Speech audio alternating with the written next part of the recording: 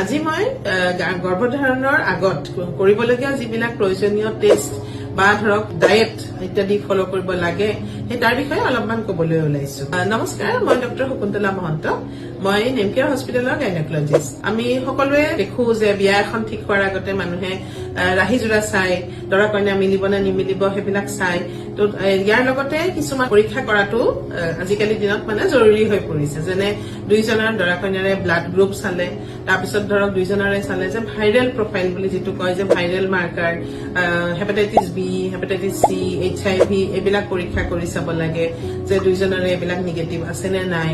আৰু যেতিয়া ভাল দম্পতিয়ে প্লেনিং কৰিব বিচাৰে যে তেওঁলোকে এতিয়া গৰ্ভধাৰণ বা শিশু জন্ম দিবলৈ ৰেডি আছে, তেতিয়া তেওঁলোকৰ প্ৰয়োজনীয় যিখিনি আমি ব্লাড টেষ্ট লাগে, যেনে haemoglobin, thyroid, sugar, vitamin D, VDRL test আৰু ভাইৰেল মাৰ্কাৰ টেষ্ট, এইবিলাক টেষ্টটো আগতে কৰি লোৱাটো ভাল। আৰু ইয়াৰ বাহিৰে আমি আৰু অকমান যদি ডায়েটলৈ যাওঁ, বহুত মানুহে ভাবে যে আইৰণটো প্ৰেগনেঞ্চিৰ আগত বা কনচিভৰ টাইমত খাব লাগে, সেইটো ঠিক নহয়।